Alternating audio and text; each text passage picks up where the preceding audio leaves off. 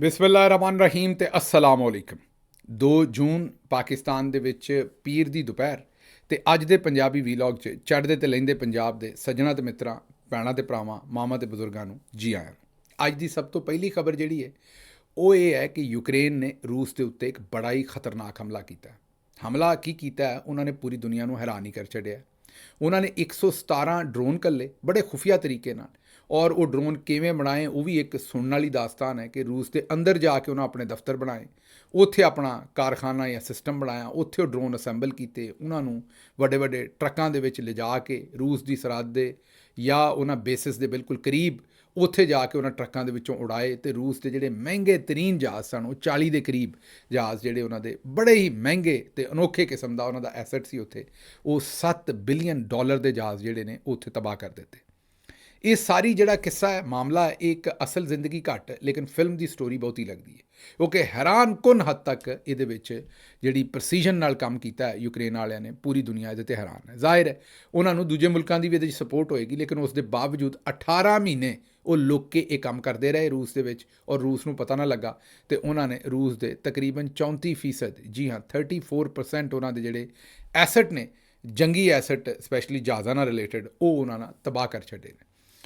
ਇਸ ਖਬਰ ਦੇ ਉੱਤੇ ਅਸੀਂ ਇੱਕ ਤਫਸੀਲੀ ਇੰਗਲਿਸ਼ ਡਾਕੂਮੈਂਟਰੀ ਵੀਲੌਗ ਬਣਾਇਆ। ਇੰਗਲਿਸ਼ ਡਾਕੂਮੈਂਟਰੀ ਵੀਲੌਗ ਦਾ ਜਿਹੜਾ ਚੈਨਲ ਹੈ ਉਹ 'ਤੇ ਅਸੀਂ ਬਣਾਇਆ ਆਪਣਾ ਨੈਰੇਟਿਵ ਲੋਕਾਂ ਤੱਕ ਪਹੁੰਚਾਉਣ ਲਈ, ਪਾਕਿਸਤਾਨ ਦੀ ਕਹਾਣੀ, ਪਾਕਿਸਤਾਨ ਦੇ ਵਿੱਚ ਜਿਹੜੀ ਲੁੱਟਮਾਰ ਹੈ, ਪਾਕਿਸਤਾਨ ਜਿਹੜਾ ਜ਼ੁਲਮ ਜ਼ਿਆਦਤੀ ਹੈ, ਉਹ ਤਾਂ ਕਿ ਦੁਨੀਆ ਨੂੰ ਪਤਾ ਲੱਗੇ। ਅਗਰ ਅੰਗਰੇਜ਼ੀ ਜ਼ੁਬਾਨ 'ਚ ਰੱਖਾਂਗੇ ਤਾਂ ਦੁਨੀਆ ਨੂੰ ਪਤਾ ਲੱਗੇਗਾ, ਉਂਝ ਪਤਾ ਨਹੀਂ ਲੱਗਦਾ। ਲੇਕਿਨ ਜਦੋਂ ਤੁਸੀਂ ਚੈਨਲ 'ਤੇ ਇੱਕੋ ਜਿਹੀ ਗੱਲ ਕਰੋ ਤਾਂ ਫਿਰ ਇੰਟਰਨੈਸ਼ਨਲ ਦੁਨੀਆ ਦਾ ਉਹਦੇ ਵਿੱਚ ਇੰਟਰਸਟ ਘੱਟ ਹੁੰਦਾ ਹੈ। ਉਹਨਾਂ ਦਾ ਇੰਟਰਸਟ ਬਣੇ ਤਾਂ ਕਿ ਉਹ ਸਾਨੂੰ ਵੇਖਣ, ਅਤੇ ਜਦੋਂ ਸਾਨੂੰ ਵੇਖਣਗੇ ਤਾਂ ਉਦੋਂ ਹੀ ਆਪਣੀ ਸਟੋਰੀ ਉਹਨਾਂ ਦੇ ਸਾਹਮਣੇ ਰੱਖ ਸਕਾਂਗੇ।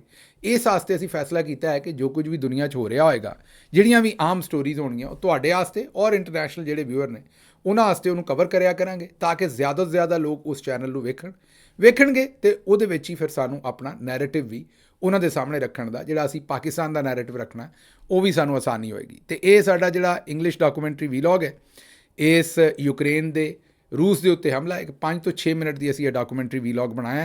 ਸਾਰੀ ਇਨਫੋਰਮੇਸ਼ਨ ਉਹਦੇ 'ਚ ਤੁਹਾਡੇ ਵਾਸਤੇ ਮੌਜੂਦ ਹੈ, ਉਹਨੂੰ ਜ਼ਰੂਰ ਵੇਖੋ। ਉਹਦਾ ਲਿੰਕ ਇਸ ਵੇਲੇ ਵੀ ਸ਼ੇਅਰ ਕਰ ਰਹੇ ਹਾਂ ਸਕਰੀਨ 'ਤੇ, ਔਰ ਵੀਲੌਗ ਦੇ ਐਂਡ 'ਤੇ ਡਿਸਕ੍ਰਿਪਸ਼ਨ 'ਚ ਵੀ ਪਿਆ ਹੋਏਗਾ ਔਰ ਕਮੈਂਟ ਸੈਕਸ਼ਨ 'ਚ ਵੀ ਪਿਆ ਹੋਏਗਾ। ਅਸੀਂ ਉਹਨੂੰ WhatsApp ਚੈਨਲ 'ਤੇ ਵੀ ਕੱਲ੍ਹ ਛੱਡਿਆ ਤੁਹਾਨੂੰ। ਜੇ ਅਜੇ ਤੱਕ ਸਾਡਾ WhatsApp ਚੈਨਲ ਨਹੀਂ ਜੁਆਇਨ ਕੀਤਾ ਤਾਂ ਫੌਰੀ ਤੌਰ 'ਤੇ ਉਹਨੂੰ ਜ਼ਰੂਰ ਜੁਆਇਨ ਕਰੋ। ਉਹਦਾ ਲਿੰਕ ਵੀ ਵੀਲੌਗ ਦੇ ਆਖਰ 'ਤੇ ਤੁਹਾਨੂੰ ਉਹਨਾਂ ਜਗ੍ਹਾ ਦੇ ਉੱਤੇ ਹੀ ਡਿਸਕ੍ਰਿਪਸ਼ਨ ਔਰ ਕਮੈਂਟ ਸੈਕਸ਼ਨ ਦੇ ਵਿੱਚ ਦੇ ਛੱਡਾਂਗੇ। ਹੁਣ ਆਉਂਦੇ ਅਗਲੀ ਖਬਰ ਵਾਲੇ ਪਾਸੇ। ਇਹ ਖਬਰ ਤੇ ਹੋ ਗਈ। ਅਗਲੀ ਖਬਰ ਤੁਰਕੀ ਤੋਂ ਹੈ। ਤੁਰਕੀ ਦੇ ਵਿੱਚ ਇੱਕ ਇੰਡੀਅਨ ਵੀਲੌਗਰ ਕਹਿ ਲਓ, ਟਰੈਵਲ ਵੀਲੌਗਰ ਕਹਿ ਲਓ, ਮੁੰਡਾ ਇੱਕ ਜਿਹੜਾ ਟਿਕਟੋਕਰ ਕਹਿ ਲਓ, ਟਿਕਟੋਕਸ ਬਣਾਉਂਦਾ ਹੈ, ਵੀਡੀਓਜ਼ ਬਣਾਉਂਦਾ ਹੈ, ਉਹ ਉੱਥੇ ਫਿਰ ਰਿਹਾ ਸੀ ਅਤੇ ਇੱਕ ਤੁਰਕੀ ਦਾ ਜਿਹੜਾ ਤੁਸੀਂ ਸਵੀਨੀਅਰ ਸ਼ਾਪ ਕਹੋ, ਉੱਥੇ ਗਿਆ ਅਤੇ ਉੱਥੇ ਸਾਰੇ ਮੁਲਕਾਂ ਦੇ ਝੰਡੇ ਸਨ। ਪਾਕਿਸਤਾਨ ਦਾ ਝੰਡਾ ਵੀ ਸੀ, ਸਾਰੇ ਮੁਲਕਾਂ ਦੇ ਸਨ। ਹਿੰਦੁਸਤਾਨ ਦਾ ਝੰਡਾ ਉੱਥੇ ਨਹੀਂ ਸੀ, ਇੰਡੀਆ ਦਾ ਝੰਡਾ ਉੱਥੇ ਨਹੀਂ ਸੀ। ਉਹ ਮੁੰਡਾ ਜਿਹੜਾ ਉਹਨੂੰ ਇਸ ਗੱਲ ਦੇ ਉੱਤੇ ਬੜਾ ਗੁੱਸਾ ਆਇਆ ਕਿ ਇੰਡੀਆ ਦਾ ਝੰਡਾ ਕਿਉਂ ਨਹੀਂ ਹੈ, ਅਤੇ ਉਹਨੇ ਦੁਕਾਨ ਵਾਲੇ ਕੋਲੋਂ ਪੁੱਛਿਆ ਕਿ ਇੱਥੇ ਇੰਡੀਆ ਦਾ ਝੰਡਾ ਨਹੀਂ ਹੈ। ਉਹਨੇ ਕਿਹਾ ਨਹੀਂ ਹੈ। ਉਹਨੇ ਨਾਲ ਹੀ ਹਿੰਦੀ ਜ਼ੁਬਾਨ ਦੇ ਵਿੱਚ, ਅੰਗਰੇਜ਼ੀ 'ਚ ਨਹੀਂ, ਜ਼ਾਹਿਰ ਅੰਗਰੇਜ਼ੀ 'ਚ ਤਾਂ ਉਹਨਾਂ ਨੂੰ ਸਮਝ ਆ ਜਾਣੀ ਸੀ, ਹਿੰਦੀ ਜ਼ੁਬਾਨ 'ਚ ਤੁਰਕੀ ਨੂੰ ਕੱਢੀਆਂ ਗੰਦੀਆਂ ਗਾਲਾਂ। ਜਿਹੜੇ ਤੁਰਕ ਲੋਕ ਨੇ ਉਹਨਾਂ ਨੂੰ ਗੰਦੀਆਂ ਗਾਲਾਂ ਕੱਢੀਆਂ। ਉਹਦੇ ਨਾਲ ਟਰਕਿਸ਼ ਲੜਕੀ ਜਿਹੜੀ ਟੂਰ ਗਾਈਡ ਸੀ, ਉਹਨੂੰ ਵੀ ਨਾਲ ਲੈ ਕੇ ਫਿਰ ਰਿਹਾ ਸੀ, ਉਹਨੂੰ ਵੀ ਕੱਢੀਆਂ ਗਾਲਾਂ। ਅਤੇ ਨਾਲ ਉਹਨੇ ਆਪਣੇ ਜਿਹੜੇ ਵੇਖਣ ਵਾਲੇ ਸੀ ਵੀਡੀਓ 'ਤੇ, ਉਹਨਾਂ ਨੂੰ ਪੁੱਛਿਆ ਵੀ ਇਸ ਲੜਕੀ ਦੀ ਰਾਤੀ ਮੈਂ ਇੱਜ਼ਤ ਲੁੱਟਾਂ ਜਾਂ ਨਾ ਲੁੱਟਾਂ, ਤੁਹਾਡਾ ਕੀ ਖਿਆਲ ਹੈ? ਇਹ ਜਿਹੜੀ ਗਲਤੀ ਇਹਨਾਂ ਕੀਤੀ ਹੈ ਕਿ ਇੰਡੀਆ ਦਾ ਇੱਥੇ ਝੰਡਾ ਨਹੀਂ ਹੈ, ਉਸ ਤੋਂ ਬਾਅਦ ਆਇਆ ਮੈਂ ਇਸ ਕੁੜੀ ਦੀ, ਇਹ ਜਿਹੜੀ ਟਰਕਿਸ਼ ਕੁੜੀ ਹੈ, ਰਾਤੀ ਇਹਦੀ ਇੱਜ਼ਤ ਲੁੱਟਾਂ ਤਾਂ ਕਿ ਮੈਂ ਟਰਕੀ ਵਾਲਿਆਂ ਨੂੰ ਜਿਹੜਾ ਉਹ ਸਜ਼ਾ ਦੇਈਏ ਕਿ ਸਾਡਾ ਝੰਡਾ ਕਿਉਂ ਨਹੀਂ। ਬਹਰਹਾਲ ਉਹ ਵੀਡੀਓ ਫੈਲ ਗਈ। ਹਜੇ ਉਹ ਜਵਾਨ ਤੁਰਕੀ 'ਚ ਸੀ ਅਤੇ ਤੁਰਕੀ ਦੀ ਪੁਲਿਸ ਨੇ ਉਹਨੂੰ ਨੱਪ ਲਿਆ। ਹੁਣ ਇਸ ਵੇਲੇ ਉਹ ਉਹਨਾਂ ਦੇ ਕੋਲ ਹੈ ਅਤੇ ਮੇਰਾ ਖਿਆਲ ਉਹਨੂੰ ਹੁਣ ਝੰਡੇ ਵਿਖਾ ਰਹੇ ਹੋਣੇ ਨੇ ਅਤੇ ਡੰਡੇ ਵੀ ਵਿਖਾ ਰਹੇ ਹੋਣੇ ਨੇ, ਜ਼ਾਹਿਰ ਹੈ। ਲੇਕਿਨ ਇਹ ਖਬਰ ਤੁਹਾਡੇ ਲਈ ਕੀ ਕੀਤੀ ਹੈ? ਸਾਡੇ ਜਵਾਨ ਵੀ ਜਦੋਂ ਮੁਲਕਾਂ ਤੋਂ ਬਾਹਰ ਜਾਂਦੇ ਨੇ ਅਤੇ ਪਿੰਡਾਂ ਦੇ ਵਿੱਚ ਇਹੀ ਸੋਚਦੇ ਨੇ ਵੀ ਉੱਥੇ ਏਅਰਪੋਰਟ 'ਤੇ ਉਤਰਨਾ ਹੈ ਅਤੇ ਅੱਗੋਂ ਗੋਰੀ ਜਿਹੜੀ ਹੈ ਉਹ ਬਾਹਾਂ ਅੱਡੀ ਮੇਰੇ ਲਈ ਖਲੋਤੀ ਹੈ, ਅਤੇ ਉਹ ਤਾਂ ਮੇਰਾ ਮਤਲਬ ਹੈ ਕਿ ਮੇਰੀ ਗੱਲ ਉੱਥੇ ਹੀ ਬਣ ਜਾਣੀ ਹੈ। ਇੰਜ ਨਹੀਂ ਹੈ। ਅਤੇ ਮਾਮਲਾਤ ਇਸ ਤਰ੍ਹਾਂ ਦੇ ਨਹੀਂ ਜਿਸ ਤਰ੍ਹਾਂ ਦੇ ਤੁਹਾਨੂੰ ਉੱਥੇ ਦੱਸੇ ਜਾਂਦੇ ਨੇ ਅਤੇ ਜਾਂ ਤੁਸੀਂ ਉੱਥੇ ਸੋਚਦੇ ਹੋ। ਜਦੋਂ ਮੁਲਕ ਤੋਂ ਬਾਹਰ ਆਓ ਅਤੇ ਤੁਸੀਂ ਆਪਣੇ ਪੂਰੇ ਮੁਲਕ ਨੂੰ ਰਿਪਰੈਜ਼ੈਂਟ ਕਰ ਰਹੇ ਹੁੰਦੇ ਹੋ। ਤੁਸੀਂ ਆਪਣੇ ਮੁਲਕ ਦੇ, ਆਪਣੀ ਕੌਮ ਦੇ, ਆਪਣੇ ਮਾਂ ਪਿਓ ਦੇ, ਆਪਣੇ ਪਿੰਡ ਦੇ, ਆਪਣਾ ਜਿਹੜਾ ਵਸੇਬ ਹੈ ਉਹਦੇ ਪੂਰੇ ਦੇ ਰਿਪਰੈਜ਼ੈਂਟੇਟਿਵ ਹੁੰਦੇ ਹੋ, ਅੰਬੈਸਡਰ ਹੁੰਦੇ ਹੋ, ਉਹਨਾਂ ਦਾ ਇੱਕ ਪੂਰਾ ਮਾਣ ਹੁੰਦੇ ਹੋ ਮੁਲਕ ਤੋਂ ਬਾਹਰ। ਇਹੋ ਜਿਹੀਆਂ ਗੰਦੀਆਂ ਹਰਕਤਾਂ ਨਾ ਕਰਿਆ ਕਰੋ ਬਾਹਰ ਆ ਕੇ, ਤੇ ਜਿਹਦੀ ਵਜ੍ਹਾ ਤੋਂ ਤੁਹਾਨੂੰ ਬਾਅਦ ਦੇ ਵਿੱਚ ਖੁਦ ਵੀ ਸ਼ਰਮਿੰਦਗੀ ਹੋਵੇ ਤੇ ਤੁਹਾਡੇ ਮੁਲਕ ਨੂੰ ਵੀ ਸ਼ਰਮਿੰਦਗੀ ਹੋਵੇ। ਚਲੋ ਲੜਾਈ ਮਾਰ ਕੁਟਾਈ ਕਿਤੇ ਹੋ ਗਈ, ਉਹ ਵੀ ਨਹੀਂ ਹੋਣੀ ਚਾਹੀਦੀ, ਮੈਂ ਨਹੀਂ ਕਹਿ ਰਿਹਾ, ਲੇਕਿਨ ਚਲੋ ਕਿਸੇ ਨਾਲ ਕੋਈ ਲੜਾਈ ਹੋ ਗਈ, ਉਹ ਸਮਝ ਆਉਂਦੀ ਕਿਸੇ ਗੱਲ 'ਤੇ, ਉਹਦੇ 'ਤੇ ਵੀ ਤਵੱਜੋ ਦਿਓ ਵੀ ਨਾ ਹੋਵੇ। ਲੇਕਿਨ ਇਹੋ ਜਿਹੀਆਂ ਜਿਹੜੀਆਂ ਹਰਕਤਾਂ ਨੇ ਉਹ ਤੁਹਾਡੇ ਪੂਰੇ ਮੁਲਕ ਦਾ ਨਾਂ ਜਿਹੜਾ ਹੈ, ਤੁਹਾਡੇ ਪੂਰੇ ਮੁਲਕ ਦੀ ਜਿਹੜੀ ਹੈ ਉਹ ਬੇਇੱਜ਼ਤੀ ਕਰਾਉਂਦੇ ਨੇ। ਇਸ ਲਈ ਮਿਹਰਬਾਨੀ ਕਰਕੇ ਜਦੋਂ ਮੁਲਕ ਤੋਂ ਬਾਹਰ ਹੋ, ਤੇ ਇੱਕ ਤਾਂ ਇਹ ਮੈਂ ਵੇਖਿਆ ਅਕਸਰ ਕਿ ਖਾਨਾ ਕਾਬਾ 'ਚ ਵੀ ਬੜੀਆਂ ਸਾਰੀਆਂ ਵੀਡੀਓਜ਼ ਦੇਖਣੇ, ਲੋਕ ਉੱਥੇ ਜਿਸ ਵੇਲੇ ਆਪਣੀ ਇਬਾਦਤ ਦੇ ਵਿੱਚ ਮਸਰੂਫ ਹੁੰਦੇ ਨੇ ਅਤੇ ਉੱਥੇ ਵੀਡੀਓਜ਼ ਬਣਾਉਂਦੇ ਨੇ, ਪਿੱਛੇ ਕੋਈ ਖਾਤੂਨ ਹੁੰਦੀ ਹੈ ਅਤੇ ਉਸ ਖਾਤੂਨ ਦਾ ਚਿਹਰਾ ਵਿੱਚ ਲੈ ਕੇ ਵੀਡੀਓ ਦੇ ਅਤੇ ਆਪਣੀ ਵੀਡੀਓ ਬਣਾ ਰਹੇ ਹੁੰਦੇ ਨੇ, ਅਤੇ ਉਹ ਸਾਰੀ ਦੁਨੀਆ ਨੂੰ ਪਤਾ ਲੱਗ ਰਿਹਾ ਹੁੰਦਾ ਵੀ ਤੁਸੀਂ ਉਸ ਖਾਤੂਨ ਦੀ ਵੀਡੀਓ ਬਣਾ ਰਹੇ ਹੋ। ਲੇਕਿਨ ਤੁਸੀਂ ਆਪਣੇ, ਜਿਵੇਂ ਮੁੰਡੇ ਨਹੀਂ, ਉਹ 16 ਸਾਲਾਂ ਦੇ ਮੁੰਡੇ ਨੂੰ ਇਸ਼ਕ ਹੋਵੇ ਅਤੇ ਉਹਨੂੰ ਲੱਗਦਾ ਮਹੱਲੇ 'ਚ ਕਿਸੇ ਨੂੰ ਨਹੀਂ ਪਤਾ, ਮੈਨੂੰ ਇਕੱਲੇ ਨੂੰ ਹੀ ਪਤਾ, ਅਤੇ ਮੈਂ ਭਾਵੇਂ ਸਾਰਾ ਦਿਨ ਉੱਥੇ ਮੋਟਰਸਾਈਕਲ 'ਤੇ ਬਾਹਰ ਫਲਾਣੇ ਦੇ ਘਰ ਦੇ ਸਾਹਮਣੇ ਖੜਾ ਰਹਾਂ, ਲੇਕਿਨ ਕਿਸੇ ਨੂੰ ਪਤਾ ਨਹੀਂ ਲੱਗਦਾ ਵੀ ਮੈਂ ਇੱਥੇ ਕਿਉਂ ਖਲੋਤਾ, ਮੈਂ ਜਿਹੜਾ ਨਾ ਇਨਵਿਜ਼ੀਬਲ ਹੈ। ਉਹ ਉਸ ਬੱਚੇ ਨੂੰ ਤਾਂ ਲੱਗ ਰਿਹਾ ਹੁੰਦਾ, ਪਰ ਸਾਰੇ ਮਹੱਲੇ ਨੂੰ ਅਸਲ ਗੱਲ ਪਤਾ ਹੁੰਦੀ ਹੈ ਵੀ ਕੀ ਹੋਣ ਡਿਆ। ਇਸੇ ਤਰ੍ਹਾਂ ਜਦੋਂ ਤੁਸੀਂ ਇਹੋ ਜਿਹੀਆਂ ਚਵਲਾਂ ਮਾਰਦੇ ਹੋ ਤਾਂ ਪੂਰੀ ਦੁਨੀਆ ਤੁਹਾਨੂੰ ਵੇਖਣ ਡਈ ਹੁੰਦੀ ਹੈ। ਤੁਹਾਨੂੰ ਲੱਗਦਾ ਵੀ ਤੁਹਾਡੀ ਹਰਕਤ ਕਿਸੇ ਨੂੰ ਨਹੀਂ ਸਮਝ ਆ ਰਹੀ, ਲੇਕਿਨ ਤਵਾਫ ਦੇ ਦੌਰਾਨ ਇਹੋ ਜਿਹੀਆਂ ਹਰਕਤਾਂ ਦੀ ਵੀਡੀਓ ਮੈਂ ਖੁਦ ਵੇਖੀਆਂ ਹੋਈਆਂ ਨੇ, ਇੱਕ ਨਹੀਂ ਇੱਕ ਤੋਂ ਜ਼ਿਆਦਾ ਵੀਡੀਓ ਵੇਖੀਆਂ ਹੋਈਆਂ ਨੇ ਸੋਸ਼ਲ ਮੀਡੀਆ 'ਤੇ। ਬੰਦੇ ਦੇ ਪੁੱਤਰ ਬਣੋ, ਜਦੋਂ ਬਾਹਰ ਜਾਂਦੇ ਹੋ ਅਤੇ ਮੈਨੂੰ ਸਮਝ ਆਉਂਦੀ ਹੈ ਕਿ ਜਿਸ ਤਰ੍ਹਾਂ ਹੁਣ ਮੇਰਾ ਰੰਗ ਥੋੜ੍ਹਾ ਜਿਹਾ ਪੱਕਾ ਹੈ, ਬਾਹਰ ਤੁਹਾਨੂੰ ਜਦੋਂ ਗੋਰਾ ਨਜ਼ਰ ਆਏਗਾ, ਉਹਦਾ ਰੰਗ ਜ਼ਰਾ ਲਾਈਟਰ ਹੋਏਗਾ, ਸ਼ੇਡ ਬਹੁਤ ਜ਼ਿਆਦਾ ਲਾਈਟਰ ਹੋਏਗਾ, ਗੋਰਾ ਹੋਏਗਾ ਦੂਜੇ ਲਫ਼ਜ਼ਾਂ ਦੇ ਵਿੱਚ। ਇਹ ਮੈਨੂੰ ਸਮਝ ਹੈ ਵੀ ਉੱਥੇ ਤੁਹਾਡੇ ਕੋਲ ਇੰਡੀਆ ਹੋਵੇ ਜਾਂ ਪਾਕਿਸਤਾਨ ਹੋਵੇ, ਸਾਡੇ ਰੰਗ ਥੋੜ੍ਹੇ ਜਿਹੇ ਬਹੁਤੇ ਬੰਦਿਆਂ ਦੇ, ਜ਼ਿਆਦਾ ਲੋਕਾਂ ਦੇ ਪੱਕੇ ਨੇ, ਡਾਰਕ ਨੇ, ਉਹ ਤੁਹਾਡੇ ਲਈ ਸ਼ਾਇਦ ਇੱਕ ਮੁਨਫਰਦ ਚੀਜ਼ ਹੁੰਦੀ ਹੈ। ਫਿਰ ਕੱਪੜੇ ਪਾਉਣ ਦਾ ਵੀ ਤਰੀਕਾ ਡਿਫਰੈਂਟ ਹੈ, ਬਾਹਰ ਜ਼ਰਾ ਲੋਕੀ ਘੱਟ ਕੱਪੜੇ ਪਾਉਂਦੇ ਨੇ ਕਈ ਵਾਰੀ ਗਰਮੀਆਂ ਸ਼ਰਮੀਆਂ 'ਚ, ਅਤੇ ਇਹਦਾ ਮਤਲਬ ਇਹ ਨਹੀਂ ਹੁੰਦਾ ਵੀ ਉੱਥੇ ਉਹ ਅਦਵਾਣੇ ਲੱਗੇ ਨੇ 5 ਰੁਪਏ ਕਿਲੋ ਦੇ ਉੱਤੇ, ਜਾਂ ਸਬਜ਼ੀ ਲੱਗੀ ਹੈ, ਤੋਰੀ ਲੱਗੀ ਹੈ, ਵੀ ਜਿੰਨੀ ਮਰਜ਼ੀ ਚੁੱਕ ਲਓ, ਬੋਰੀ 'ਚ ਪਾ ਲਓ। ਉਹ ਕੱਪੜੇ ਘੱਟ ਹੋ ਨਾ ਆਪਣੇ ਵਾਸਤੇ ਪਾਏ ਨੇ, ਉਹਦਾ ਮਤਲਬ ਇਹ ਨਹੀਂ ਵੀ ਤੁਸੀਂ ਜਾ ਪੈ ਜਾਓ ਜਾ ਕੇ, ਸਮਝਦੇ ਹੋ ਨਾ। ਇਸ ਲਈ ਥੋੜ੍ਹਾ ਜਿਹਾ ਉਸ ਮੁਲਕ ਦੇ ਪਹਿਲਾਂ ਤੌਰ ਅਤਵਾਰ ਸਿੱਖੋ, ਕਿਸੇ ਬੰਦੇ ਨੂੰ ਪੁੱਛੋ ਵੀ ਇੱਥੇ ਨਾਰਮਲ ਗੱਲ ਹੈ ਵੀ ਕਿਸੇ ਕੁੜੀ ਦੇ ਪਿੱਛੇ ਤੁਰ ਪਵੋ, ਜਾਂ ਉਹਦੀਆਂ ਤਸਵੀਰਾਂ ਖਿੱਚੋ, ਜਾਂ ਉਹਦੇ ਪਿੱਛੇ ਤੁਰ ਪਵੋ, ਜਾਂ ਉਹਨੂੰ ਵੇਖੀ ਜਾਓ, ਉਹਨੂੰ ਘੂਰੀ ਜਾਓ। ਇਹ ਪਾਕਿਸਤਾਨ ਦੇ ਵਿੱਚ ਵੀ ਨਾਰਮਲ ਨਹੀਂ, ਉੱਥੇ ਵੀ ਬੀਬੀਆਂ ਹੁਣ ਜੁੱਤੀ ਫੇਰਦੀਆਂ ਨੇ, ਔਰ ਫੇਰਨੀ ਚਾਹੀਦੀ ਵੀ ਹੈ, ਲੇਕਿਨ ਬਾਹਰ ਤਾਂ ਬਿਲਕੁਲ ਹੀ ਨਾਰਮਲ ਨਹੀਂ ਹੈ, ਔਰ ਇਹਦਾ ਬੜਾ ਗੁੱਸਾ ਕੀਤਾ ਜਾਂਦਾ, ਔਰ ਇਹਨੂੰ ਬੜੀ ਘਟੀਆ ਹਰਕਤ ਸਮਝੀ ਜਾਂਦੀ। ਇਸ ਲਈ ਤੁਹਾਡੇ 'ਚੋਂ ਜਿਹੜਾ ਵੀ ਬਾਹਰ ਆਵੇ, ਭਾਵੇਂ ਉਹ ਉਮਰਾ ਕਰਨਾ ਆਵੇ, ਭਾਵੇਂ ਉਹ ਹੱਜ ਕਰਨਾ ਆਵੇ, ਭਾਵੇਂ ਉਹ ਦੁਬਈ ਆਵੇ, ਜਿੱਥੇ ਵੀ ਆਵੇ, ਉੱਥੇ ਅਗਰ ਬੀਬੀਆਂ ਥੋੜ੍ਹੇ ਘੱਟ ਕੱਪੜਿਆਂ 'ਚ ਨੇ, ਜਾਂ ਤੁਹਾਡੇ ਹਿਸਾਬ ਨਾਲ ਘੱਟ ਕੱਪੜਿਆਂ 'ਚ ਨੇ, ਅਤੇ ਉਹ ਉਹਨਾਂ ਦਾ ਕੰਮ ਹੈ, ਅਤੇ ਉਹਨਾਂ ਦੇ ਕਲਚਰ ਦਾ ਕੰਮ ਹੈ, ਅਤੇ ਉਹਨਾਂ ਦੇ ਰੱਬ ਦਾ ਕੰਮ ਹੈ, ਉਸ 'ਤੇ ਤੁਸੀਂ ਛੱਡ ਦਿਓ, ਅਤੇ ਆਪਣਾ ਬੰਦੇ ਦੇ ਪੁੱਤਰ ਬਣ ਕੇ, ਜਿਹੜੀ ਤੁਹਾਨੂੰ ਰੱਬ ਨੇ ਸ਼ਾਇਦ ਦਿੱਤੀ ਹੈ, ਮਤਲਬ ਜਿੱਥੇ ਤੁਹਾਡਾ ਵਿਆਹ ਹੋਇਆ, ਜਾਂ ਭੂਆ ਦੀ ਧੀ ਦੇ ਘਰ ਹੋਣਾ ਹੈ, ਮਤਲਬ ਕਿ ਭੂਆ ਦੇ ਘਰ ਉਹਦੀ ਧੀ ਨਾਲ ਹੋਣਾ ਹੈ, ਜਾਂ ਜਿੱਥੇ ਵੀ ਹੋਣਾ ਹੈ, ਉੱਥੇ ਬੰਦੇ ਦੇ ਪੁੱਤਰ ਬਣ ਕੇ ਅਤੇ ਆਪਣਾ ਕੰਮ ਉੱਥੇ ਸਿੱਧਾ ਕਰੋ, ਆਪਣੇ ਉੱਥੇ ਜਵਾਕ ਜੰਮੋ, ਅਤੇ ਆਪਣਾ ਇਹ ਜਿਹੜੇ ਕੰਮ ਪਾਕਿਸਤਾਨ ਵਾਸਤੇ ਕਰਦੇ ਜੇ, ਤਸਵੀਰਾਂ ਖਿੱਚਣੀਆਂ ਹਰ ਥਾਂ 'ਤੇ ਪਾਕਿਸਤਾਨ ਨੂੰ ਜਾ ਕੇ ਖੁਆਰ ਕਰਦੇ ਜੇ, ਇਹ ਬਹੁਤਾ ਇੰਡੀਆ ਵਾਲੇ ਬਹੁਤਾ ਕਰਦੇ ਨੇ ਸਾਡੇ ਤੋਂ, ਇਹਦੇ 'ਚ ਕੋਈ ਸ਼ੱਕ ਨਹੀਂ, ਉਹ ਨੰਬਰ 1 ਨੇ ਸਾਡੇ ਤੋਂ ਵੀ ਇਸ ਕੰਮ ਦੇ ਵਿੱਚ, ਅਤੇ ਤੁਸੀਂ ਵੀ ਘੱਟ ਨਹੀਂ ਕਰਦੇ। ਇਸ ਲਈ ਇਹ ਇੱਕ ਮੈਨੂੰ ਲੱਗਾ ਸੀ ਕਿ ਇੱਕ ਅਹਿਮ ਮੌਜੂ ਹੈ ਜਿਹਦੇ 'ਤੇ ਤੁਹਾਡੇ ਨਾਲ ਗੱਲ ਕਰਾਂ। ਜਦੋਂ ਮੈਂ ਕਿਤੇ ਵੇਖਣਾ ਵੀ ਇਹ ਜਿਹੜਾ ਕੰਮ ਤੁਸੀਂ ਪਾਉਂਦੇ ਜੇ, ਇਹਦੇ 'ਤੇ ਥੋੜ੍ਹੀ ਜਿਹੀ ਮਿਹਰਬਾਨੀ ਕਰਿਆ ਕਰੋ, ਥੋੜ੍ਹੀ ਜਿਹੀ। ਅੱਜ ਕੱਲ੍ਹ ਜਿਹੜਾ ਛੁਪ ਕੇ ਵੀਡੀਓ ਬਣਾ ਲੈਣੀ ਕਿਸੇ ਦੀ ਗੱਲ ਕਰਦਿਆਂ ਹੋਇਆ ਜਾਂ ਦੂਸਰੀ, ਇਹ ਮਾਯੂਬ ਗੱਲਾਂ ਨੇ। ਪ੍ਰਾਈਵੇਸੀ ਦੇ ਵਿੱਚ ਇੰਟਰਫੇਰੈਂਸ ਜਿਹੜੀ ਕੋਈ ਪਸੰਦ ਨਹੀਂ ਕਰਦਾ, ਔਰ ਤੁਹਾਡੇ ਇਹੋ ਜਿਹੇ ਕੰਮਾਂ ਨੂੰ ਲੋਕ ਫਿਰ ਬਹੁਤ ਬੁਰੀ ਨਿਗਾਹ ਨਾਲ ਦੇਖਦੇ ਨੇ, ਔਰ ਉਹਦੀ ਵਜ੍ਹਾ ਤੋਂ ਪੂਰੇ ਮੁਲਕ ਦੀ ਇੱਜ਼ਤ ਥੱਲੇ ਜਾਂਦੀ ਹੈ। ਅਤੇ ਥੋੜ੍ਹਾ ਜਿਹਾ ਮਿਹਰਬਾਨੀ, ਭਾਵੇਂ ਉੱਥੇ ਆਪਣੀਆਂ ਬੱਚੀਆਂ ਹੋਣ, ਕਿਸੇ ਹੋਰ ਦੀਆਂ ਹੋਣ, ਅਤੇ ਥੋੜ੍ਹਾ ਜਿਹਾ ਮੁਹੱਜ਼ਬ ਤਰੀਕੇ ਦੇ ਨਾਲ ਪਹਿਲਾਂ ਉਸ ਮੁਲਕ ਦੇ ਤੌਰ ਅਤਵਾਰ ਸਮਝ ਲਓ। ਉੱਥੇ ਜਾ ਕੇ 2-3 ਮਹੀਨੇ ਕਮ ਸੇ ਕਮ ਰਹੋ, 3 ਮਹੀਨੇ 6 ਮਹੀਨੇ ਲੋਕਾਂ ਕੋਲੋਂ ਪੁੱਛੋ ਵੀ ਇੱਥੇ ਕਿਹੜੀ ਚੀਜ਼ ਨਾਰਮਲ ਹੈ, ਕਿਹੜੀ ਚੀਜ਼ ਨਾਰਮਲ ਨਹੀਂ, ਫਿਰ ਉਹਦੇ ਹਿਸਾਬ ਨਾਲ ਕੰਮ ਜਿਹੜਾ ਉਹ ਕਰੋ, ਉਸ ਤੋਂ ਬਗੈਰ ਕੋਈ ਇਹੋ ਜਿਹੀਆਂ ਹਰਕਤਾਂ ਨਾ ਕਰੋ। ਬਹਰਹਾਲ ਇਹ ਤਾਂ ਤੁਰਕੀ ਤੋਂ ਖਬਰ ਸੀ ਜੀ। ਅਗਲੇ ਪਾਸੇ ਹੁਣ ਚੱਲਨੇ, ਅਗਲੇ ਪਾਸੇ ਬਾਜੀ ਮਰੀਮ ਦੀ ਇੱਕ ਨਵੀਂ ਵੀਡੀਓ ਆਈ ਹੈ ਜਿਹਦੇ 'ਚ ਉਹ ਇਮਰਾਨ ਖਾਨ ਨੂੰ ਗਿੱਦੜ ਕਹਿ ਰਹੀ ਹੈ, ਔਰ ਕਹਿ ਰਹੀ ਕਿ ਉਹ ਲੀਡਰ ਨਹੀਂ ਗਿੱਦੜ ਹੈ, ਬੁਜ਼ਦਿਲ ਹੈ, ਅਤੇ ਪਤਾ ਨਹੀਂ ਕਿਹੜੀਆਂ ਗੱਲਾਂ ਕਹਿ ਰਹੀ ਹੈ। ਸਾਨੂੰ ਚੇਤੇ ਆਇਆ ਕਿ 140 ਬਕਸੇ ਸਨ ਪੂਰੇ, ਕਿੰਨੇ ਜੀ, ਇਹ ਗਿਣਦੇ ਜਾਣਾ ਜ਼ਰਾ। ਬਲਕਿ ਇੱਕ ਕੰਮ ਕਰੋ, ਮੈਂ ਥੋੜ੍ਹਾ ਜਿਹਾ ਸਾਹ ਲੈ ਲੈਣਾ, ਤੁਸੀਂ ਜ਼ਰਾ ਇੱਕ ਪੈਨ ਪੈਨਸਲ ਕੱਢੋ ਜ਼ਰਾ ਸਾਰੇ, ਜਿਹਦੇ ਕੋਲ ਹੈ, ਚਲੋ ਹੁਣ ਜਿਹਦੇ ਕੋਲ ਨਹੀਂ ਉਹਦੇ ਕੋਲ ਮੈਂ ਧੱਕਾ ਤਾਂ ਨਹੀਂ ਕਰਨਾ ਨਾ ਤੁਹਾਡੇ ਨਾਲ, ਪੈਨ ਪੈਨਸਲ ਕੱਢੋ, ਜੇ ਨਹੀਂ ਤਾਂ ਚਲੋ ਉਂਗਲਾਂ ਦੇ ਉੱਤੇ ਗਿਣ ਲਓ ਜਿਹੜੀ ਸ਼ੈ ਮੈਂ ਤੁਹਾਨੂੰ। 140 ਕਿੰਨੇ ਬਕਸੇ। ਫਿਰ ਅੱਬਾ, ਧੀ, ਪੁੱਤਰ, ਬੇਗਮ, ਮਤਲਬ ਕਿ ਨਵਾਜ਼ ਸ਼ਰੀਫ ਸਾਹਿਬ, ਉਹਨਾਂ ਦੀ ਮਰਹੂਮਾ ਬੇਗਮ, ਅਤੇ ਧੀਆਂ, ਅਤੇ ਨਾਲ ਧੀਆਂ ਦੇ ਬੱਚੇ, ਨਾਲ ਧੀਆਂ ਦਾ ਖਾਵੰਦ, ਨਾਲ ਆਪਣੇ ਚਾਚਾ, ਮਾਮੂ, ਖਾਲਾ, ਫੁੱਫੀਆਂ, ਭਤੀਜੇ, ਗਿਣਦੇ ਜਾਓ ਸਾਰੇ, ਡਰਾਈਵਰ, ਖਾਨਸਾਮੇ, ਕੱਪੜੇ ਇਸਤਰੀ ਕਰਨ ਵਾਲਿਆਂ ਤੋਂ ਲੈ ਕੇ ਤੇ ਸਾਰੇ ਦੇ ਸਾਰੇ, ਨਾਲ ਫਿਰ ਜ਼ੇਵਰ, ਚਾਦਰ, ਪਤਲੂਨਾਂ, ਕਮੀਜ਼ਾਂ, ਧੋਤੀਆਂ, ਜਾਂਘੀਏ। ਇਹ ਮੈਂ ਐਵੇਂ ਨਾ ਤੁਹਾਨੂੰ ਮਜ਼ਾਕ ਨਹੀਂ ਕਰ ਰਿਹਾ। ਜੁਰਾਬਾਂ, ਜਾਂਘੀਏ, ਮਤਲਬ ਕੋਈ ਸ਼ੈ ਨਾ ਛੱਡੀ ਨਹੀਂ ਜਿਹੜੀ ਉਹਨਾਂ 140 ਬਕਸਿਆਂ ਦੇ ਵਿੱਚ ਪਾ ਕੇ ਨਹੀਂ ਸੀ ਲੈ ਗਏ।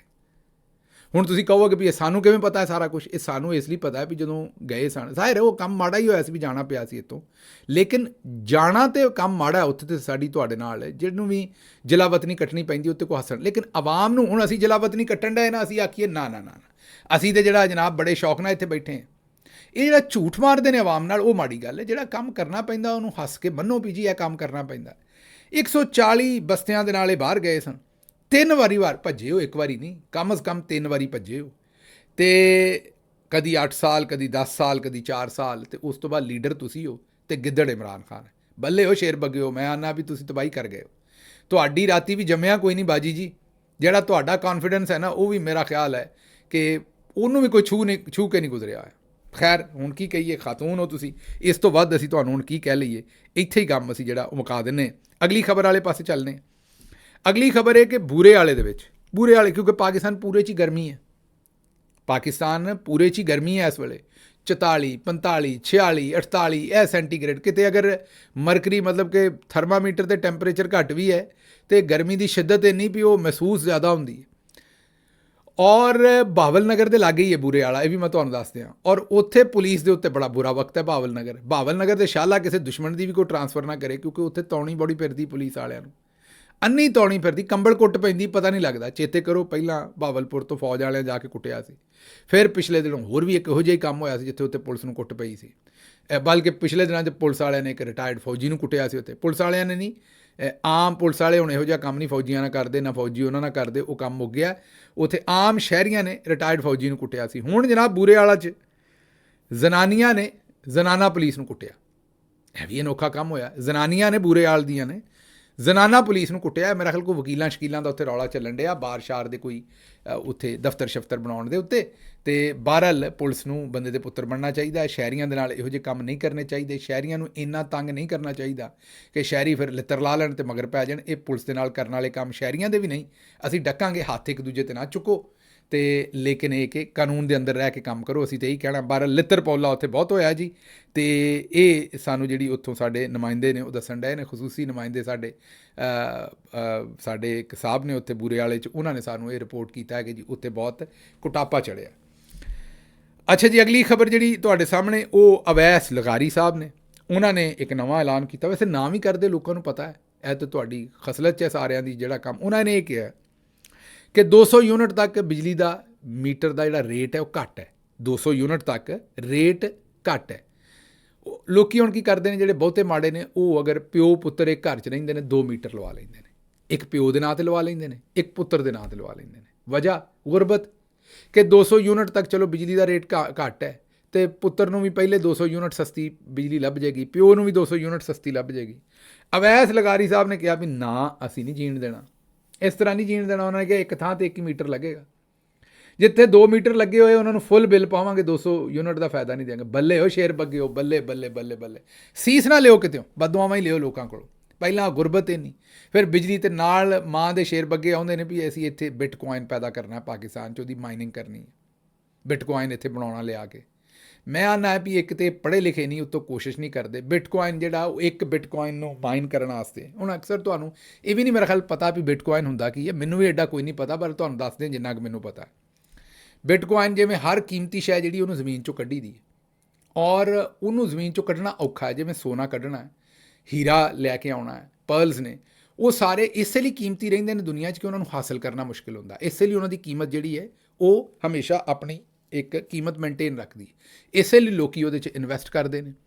ਇਸੇ ਤਰ੍ਹਾਂ ਕਿਸੇ ਨੇ ਕਿਹਾ ਵੀ ਹੁਣ ਕਿਉਂਕਿ ਸਾਰਾ ਕੁਝ ਕੰਪਿਊਟਰ 'ਤੇ ਆ ਗਿਆ, ਅਤੇ ਉਹਨੇ ਇੱਕ ਡਿਜੀਟਲ ਕਰੰਸੀ ਬਣਾਈ, ਇੱਕ ਉਹਨੇ ਇਹੋ ਜਿਹੀ ਗੇਮ ਬਣਾਈ ਸਮਝੋ, ਇੱਕ ਉਹਨੇ ਇਹੋ ਜਿਹੀ ਸ਼ਤਰੰਜ ਦੀ ਡਿਜੀਟਲ ਚਾਲ ਬਣਾਈ, ਇੱਕ ਪੂਰੀ ਦੀ ਪੂਰੀ ਖੇਡ ਉਹਨੇ ਇਹੋ ਜਿਹੀ ਬਣਾਈ ਕਿ ਕੰਪਿਊਟਰ ਕੈਲਕੂਲੇਸ਼ਨਸ ਕਰਦਾ, ਕੰਪਿਊਟਰ ਕਰਦਾ ਆਪ ਨੂੰ, ਤੁਸੀਂ ਬਹਿ ਕੇ ਨਹੀਂ ਕਰਨੀਆਂ ਕੈਲਕੂਲੇਸ਼ਨ। ਸਿਸਟਮ ਇੰਸਟਾਲ ਕਰ ਦੇਣਾ ਅਤੇ ਕੰਪਿਊਟਰ ਨੇ ਦੌੜਦੇ ਰਹਿਣਾ, ਕੈਲਕੂਲੇਸ਼ਨਾਂ ਕਰਦੇ ਰਹਿਣਾ। ਬੜੇ ਖਾਸ ਕਿਸਮ ਦੇ ਫਾਸਟ ਕੰਪਿਊਟਰ ਨੇ, ਅਤੇ ਉਹਨੇ ਪਤਾ ਨਹੀਂ ਕਿੰਨੇ ਘੰਟੇ ਜਾਂ ਕਿੰਨੇ ਮਹੀਨੇ ਚੱਲਣ ਤੋਂ ਬਾਅਦ ਉਹਨੂੰ ਇੱਕ ਵਾਰੀ ਸੋਲਵ ਕਰ ਸਕਣਾ ਉਸ ਗੇਮ ਪੂਰੀ ਨੂੰ। ਜਦੋਂ ਉਹਨੇ ਉਹਨੂੰ ਸੋਲਵ ਕਰ ਲਿਆ, ਤੇ 1 ਬਿਟਕੋਇਨ ਮਾਈਨ ਹੋ ਗਿਆ। ਮੀਨ ਉਹਨੂੰ ਉਸ ਗੇਮ ਨੂੰ ਸੋਲਵ ਕਰਨ ਦਾ ਇਨਾਮ 1 ਬਿਟਕੋਇਨ ਲੱਭ ਗਿਆ। ਉਹ ਬਿਟਕੋਇਨ ਉਹ ਇੰਟਰਨੈਸ਼ਨਲ ਮਾਰਕੀਟ 'ਚ ਵੇਚ ਸਕਦਾ। ਉਸ ਗੇਮ ਦਾ ਉਹਨੇ ਸਿਸਟਮ ਇਹ ਕੀਤਾ ਵੀ ਮੈਕਸਿਮਮ ਇਹਦੇ 'ਚ ਇੰਨੇ ਬਿਟਕੋਇਨ ਬਣ ਸਕਦੇ ਨੇ ਪੂਰੀ ਦੁਨੀਆ 'ਚ। ਜਦੋਂ ਉਹਨੇ ਬਣ ਗਏ ਗੇਮ ਬੰਦ ਹੋ ਜਾਣੀ ਹੈ, ਫਿਰ ਕੋਈ ਖੇਡੀ ਜਾਵੇ ਨਾ ਖੇਡੀ ਜਾਵੇ, ਉਹ 'ਚੋਂ ਕੁਛ ਨਹੀਂ ਲੱਭਣਾ। ਹੁਣ ਬਿਟਕੋਇਨ ਬਣਦਾ ਬਿਜਲੀ 'ਤੇ, ਕਿਉਂਕਿ ਕੰਪਿਊਟਰ ਮਹੀਨਿਆਂ ਦੇ ਹਿਸਾਬ ਨਾਲ ਚੱਲਦਾ, ਤੇਜ਼ ਕੰਪਿਊਟਰ ਬਿਜਲੀ ਬੜੀ ਖਾਂਦੇ ਨੇ। ਹੁਣ ਮੈਂ ਪਿਛਲੇ ਵੀਲੌਗ 'ਚ ਵੀ ਦੱਸਿਆ ਸੀ ਉਰਦੂ 'ਚ ਕਿ ਲਬਨਾਨ 'ਚ ਅਗਰ 1 ਬਿਟਕੋਇਨ ਮਾਈਨ ਕਰੋ ਤੇ 3.5 ਲੱਖ ਯੂਨਿਟ, ਕਿਤੇ ਵੀ ਕਰੋ 3.5 ਲੱਖ ਬਿਜਲੀ ਦੇ ਯੂਨਿਟ 1 ਬਿਟਕੋਇਨ ਮਾਈਨ ਕਰਨ ਨੂੰ ਲੱਗਦੇ ਨੇ। ਮਾਈਨ ਦਾ ਮਤਲਬ ਉਹ ਕੰਪਿਊਟਰ ਖੇਡਦਾ ਰਹਿੰਦਾ, ਪਜ਼ਲ ਨੂੰ ਸੋਲਵ ਕਰਦਾ ਰਹਿੰਦਾ ਤੇ ਫਿਰ ਜਾ ਕੇ ਬਿਟਕੋਇਨ ਬਣਦਾ। ਉਹ 3.5 ਲੱਖ ਯੂਨਿਟ ਉਹਦੇ 'ਤੇ ਖਰਚ ਹੁੰਦੇ ਨੇ। ਲਬਨਾਨ 'ਚ $266, ਉਹਦਾ ਤਕਰੀਬਨ ਬਿੱਲ ਕੋਈ 60-70 ਹਜ਼ਾਰ ਰੁਪਈਆ ਪਾਕਿਸਤਾਨੀ ਕਹਿ ਲਓ, ਉਹ 60-70 ਹਜ਼ਾਰ 80 ਹਜ਼ਾਰ ਰੁਪਈਏ 'ਚ ਉੱਥੇ ਬਿਟਕੋਇਨ ਇੱਕ ਬਣਦਾ ਹੈ। ਜਿਹੜਾ ਈਰਾਨ ਹੈ ਉੱਥੇ 1 ਬਿਟਕੋਇਨ ਦੇ ਉੱਤੇ ਖਰਚਾ ਜਿਹੜਾ ਉਹ ਕੋਈ 1.25 ਲੱਖ 1.5 ਲੱਖ ਰੁਪਈਆ ਆਉਂਦਾ ਹੈ, ਅਤੇ ਪਾਕਿਸਤਾਨ ਦੇ ਵਿੱਚ 55,000 ਰੁਪਈਆ, ਤਕਰੀਬਨ 1.5 ਕਰੋੜ ਰੁਪਈਏ ਦੇ ਵਿੱਚ 1 ਬਿਟਕੋਇਨ ਬਣੇਗਾ। ਇਹ ਜੀ ਉਹਦੀ ਅਸਲ ਕੈਲਕੂਲੇਸ਼ਨ। ਤੇ ਇਹ ਮਾਂ ਦੇ ਸ਼ੇਰ ਬੱਗੇ ਆਂਦੇ ਵੀ ਅਸੀਂ ਇੱਥੇ ਬਣਾਉਣਾ। ਮਤਲਬ ਫੀਲਡ ਮਾਰਸ਼ਲ ਸਾਹਿਬ ਤੇ ਉਹਨਾਂ ਦੇ ਸਾਥੀਆਂ ਨੇ ਲੋਕਾਂ ਨੂੰ ਕੱਥਾ ਚੂਨਾ ਹਰ ਸ਼ੈ ਹੀ ਲਾਉਣਾ, ਵਿੱਚ ਰੇਤ ਵੀ ਪਾਈ ਜਾਂਦੇ ਨੇ, ਮਸਾਲਾ ਵੀ ਪਾਈ ਜਾਂਦੇ ਨੇ। ਮਤਲਬ ਆਵਾਮ ਨੂੰ ਬੇਵਕੂਫ ਬਣਾਇਆ ਇਹਨਾਂ ਨੇ। ਇੱਕ ਤਾਂ ਪੜ੍ਹੇ ਲਿਖੇ ਨਹੀਂ, ਉੱਤੋਂ ਕੋਸ਼ਿਸ਼ ਨਹੀਂ ਕਰਦੇ, ਔਰ ਉਸੇ ਤਰੀਕੇ ਨਾਲ ਆਵਾਮ ਨੂੰ ਅੰਨੇ ਵਾਹ ਜਿਹੜਾ ਨਾ ਉਹ ਬੇਵਕੂਫ ਬਣਾਉਂਦੇ ਨੇ। ਅੱਛਾ ਜੀ, ਇਹ ਅੱਗੋਂ ਨੈਸ਼ਨਲ ਸਾਈਬਰ ਕ੍ਰਾਈਮ ਏਜੰਸੀ ਦਾ ਇੱਕ ਨਵਾਂ ਰੌਲਾ ਨਿਕਲ ਆਇਆ। ਉੱਥੇ ਇੱਕ ਸਬ ਇੰਸਪੈਕਟਰ ਸਾਹਿਬਾਂ ਨੇ, ਉਹਨਾਂ ਦੀ ਅਫਸਰ ਸਾਹਿਬ ਦੇ ਨਾਲ ਤਲਕ ਕਲਾਮੀ ਹੋ ਗਈ ਹੈ। ਤਾਂ ਅਫਸਰ ਸਾਹਿਬ ਨੇ ਉਹਨੂੰ ਕਿਤੇ ਪੈ ਗਏ ਨੇ, ਆਂਦੇ ਨੇ ਵੀ ਤੂੰ 2 ਟਕੇ ਦੀ ਅਫਸਰ ਹੈ। ਅਫਸਰ ਤੇ ਨਹੀਂ ਕਿਹਾ, 2 ਟਕੇ ਦੀ ਮਤਹਿਤ। ਜ਼ਾਹਿਰ ਸਬ ਇੰਸਪੈਕਟਰ ਨੂੰ ਅਫਸਰ ਤੇ ਉਹ ਮੰਨਦੇ ਹੀ ਕੋਈ ਨਹੀਂ। ਅਫਸਰ ਤੇ ਗ੍ਰੇਡ 7 ਤੋਂ ਉੱਤੇ ਵਾਲਿਆਂ ਨੂੰ ਮੰਨਦੇ ਨੇ ਆਪਸ ਦੇ ਵਿੱਚ। ਤੇ ਬਹਰਹਾਲ ਕੀ ਆਖਿਆ ਉਹਨਾਂ ਨੇ ਉਸ ਖਾਤੂਨ ਨੂੰ, ਪਹਿਲਾਂ ਸੁਣ लो। नौकरी के लिए साइन किया था और 150 सिफारिश कराई थी, उसमें क्या लिखा हुआ?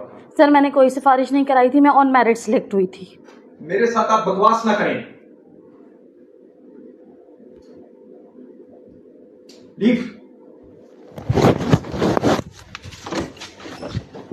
इधर आओ, इधर आओ, बुलाओ इसको। दरवाजा तमीज से खोलो वरना मैं तुम्हें थप्पड़ मारूंगा। इधर